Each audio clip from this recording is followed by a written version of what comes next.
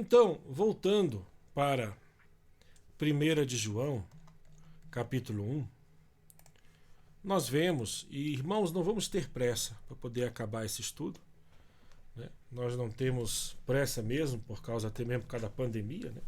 Não tem nenhum lugar para ir mais.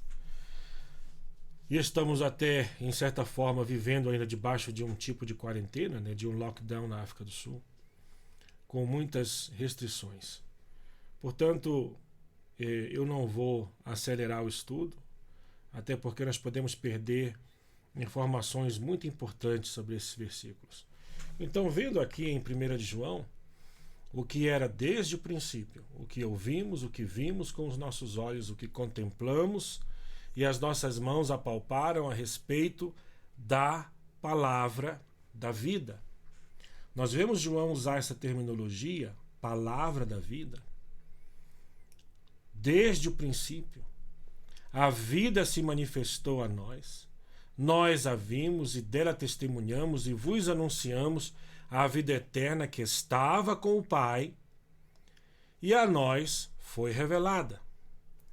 Portanto, se formos para o Evangelho de João, você abre comigo a sua Bíblia no Evangelho de João, João capítulo 1, verso 1.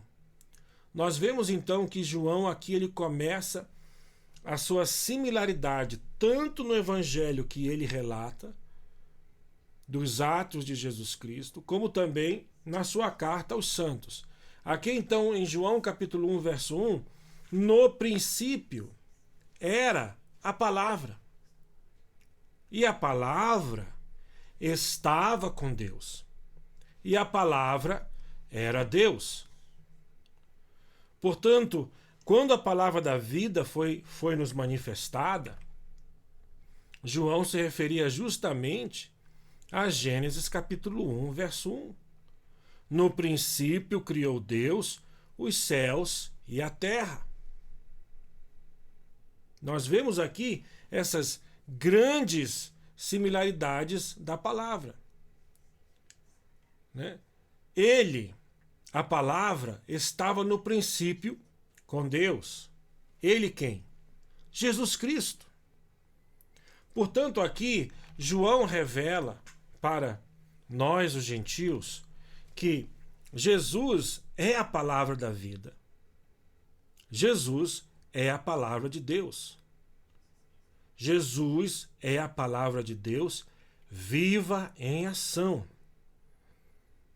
E a razão porque isso é uma coisa tão importante para nós, isso não é muita surpresa para os judeus, porque os judeus eles ensinam, os rabinos ensinam, que Deus primeiro criou a sua palavra e da sua palavra o mundo foi criado.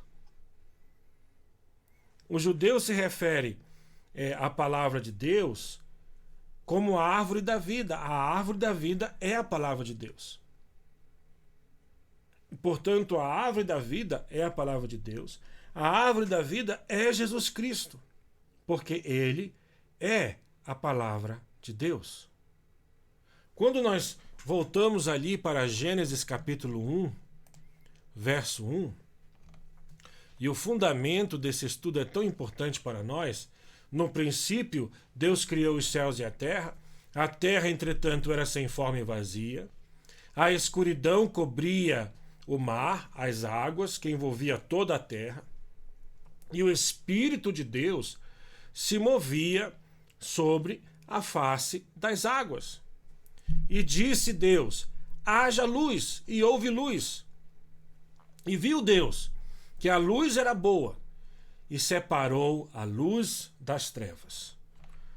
Portanto, nós vemos que Deus separou a luz das trevas. E o primeiro de todos os mandamentos, vou repetir aqui, o primeiro mandamento a ser pronunciado na criação do mundo é que haja luz. Não pode haver criação se não houver luz. E daqui a pouco vamos entender por quê. Voltando então, meus amados, a João capítulo 1, ao Evangelho de João, louvado seja Deus. Vamos lá, Evangelho de João capítulo 1. Ele é a palavra.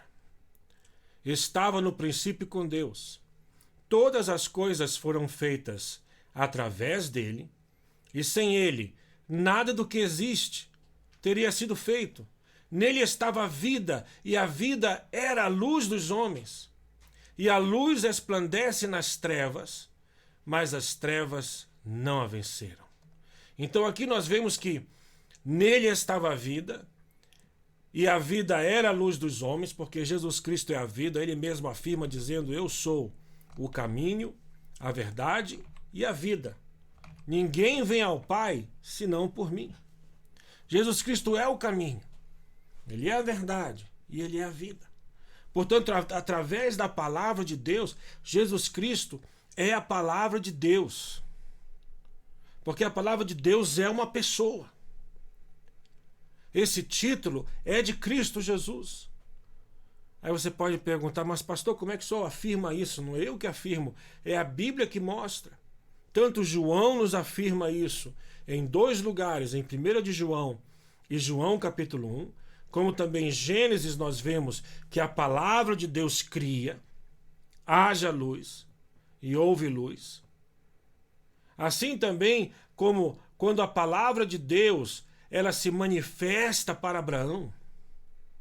E Gênesis é tão claro quanto a isso. Você pode abrir comigo em Gênesis capítulo 15. Gênesis capítulo 15, verso 1.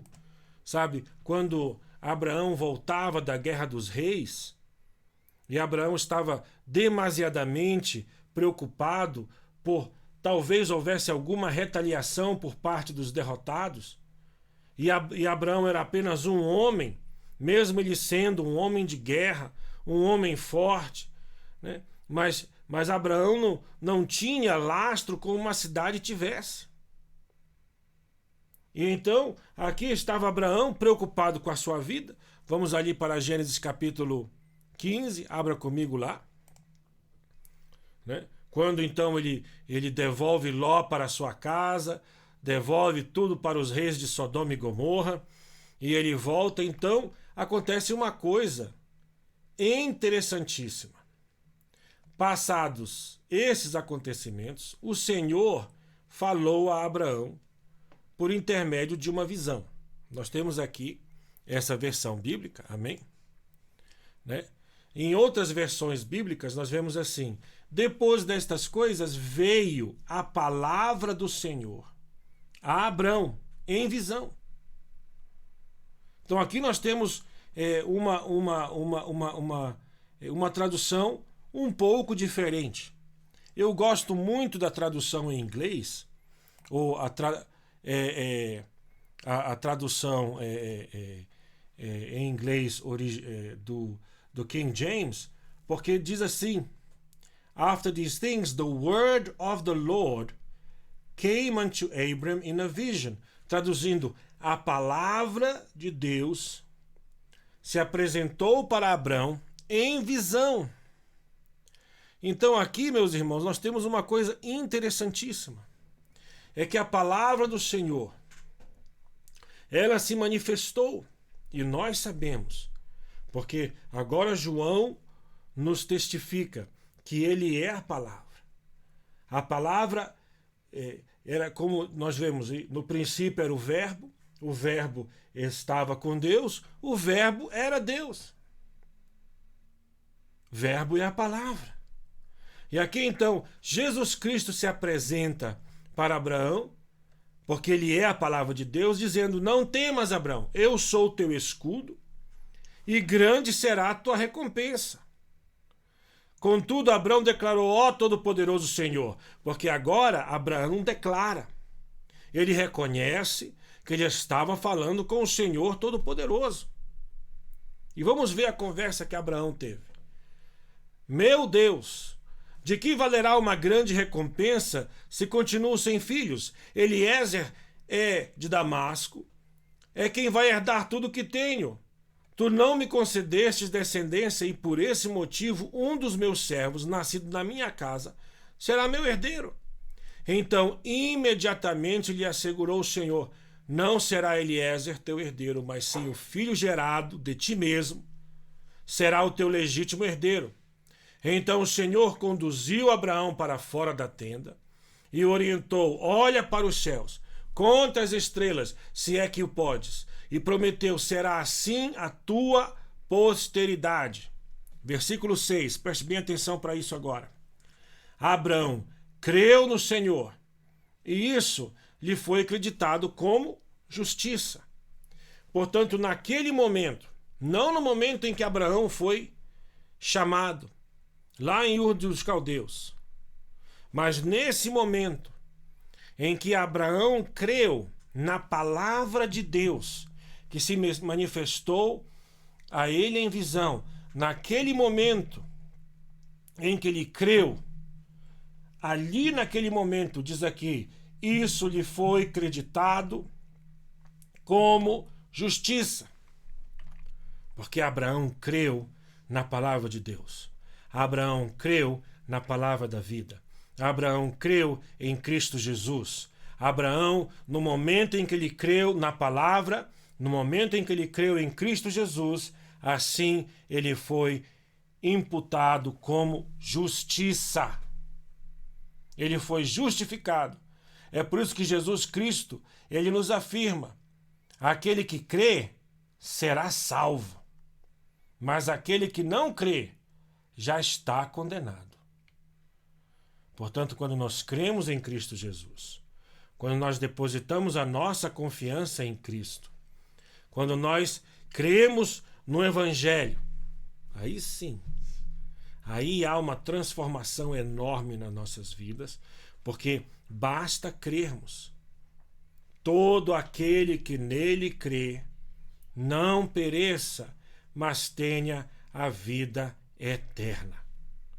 Vamos então, nesse momento aqui, você vê que a conversa que Abraão teve com Deus, com Cristo Jesus, foi justamente uma das mais marcantes, porque foi aqui que Deus lhe promete um filho.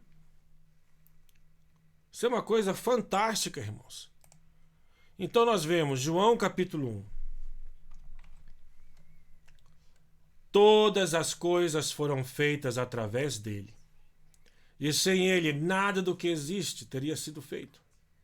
Nele estava a vida, e a vida era a luz dos homens, e a luz resplandece nas trevas, mas as trevas não a venceram. Gênesis capítulo 1 nos diz que e Deus fez separação entre luz e trevas. Deus fez separação. Ele separou as trevas da luz. Porque o nosso Deus, ele é luz. Em 1 de João capítulo 1, dando continuidade ao nosso estudo em João, nós vemos aqui no verso 3, aquilo que João nos diz. Sim, o que vimos e ouvimos, isso vos proclamamos, para que também tenhais comunhão conosco. E a nossa comunhão é com o Pai e com o seu Filho Jesus Cristo. Estes ensinos vos escrevemos, para que a nossa alegria seja absolutamente completa. Deus é luz e devemos andar na luz. Deus é luz. E por causa disso, nós devemos, portanto, andar na luz, como ele na luz está. Se Deus quiser, semana que vem, vamos poder estender mais esse estudo e entender o que é luz. O que é que significa que Deus é luz? O que é que significa estar na luz? O que é que significa trevas? Por que Deus separou as luzes das trevas? Você vê que o Espírito de Deus, ele pairava sobre as faces das águas. Aí então saiu o primeiro de todos os mandamentos, que haja luz. Portanto, na tua vida tem que haver luz. Ore para que Deus possa iluminar a tua vida, iluminar os teus caminhos. Luz para os meus pés é a tua palavra. Amém? Então, que Deus vos abençoe, que Deus vos guarde, que Deus vos alcance, mesmo nesse tempo de grande confusão mundial econômica. Nós temos que confiar na luz, porque Ele é a luz de Deus. Jesus Cristo disse: eu sou a luz do mundo. E depois, já no fim do seu ministério, Jesus Cristo pôde afirmar para os seus discípulos: vós sois a luz do mundo. Louvado seja Deus. Que Deus abençoe a todos, irmãos. Até a semana que vem. Nos acompanhe nesse fim de semana nos cultos. Vamos estar no máximo em que pudermos, né, à medida da nossa capacidade, vamos estar transmitindo os cultos, né, através do Facebook. Que Deus os abençoe. Amém.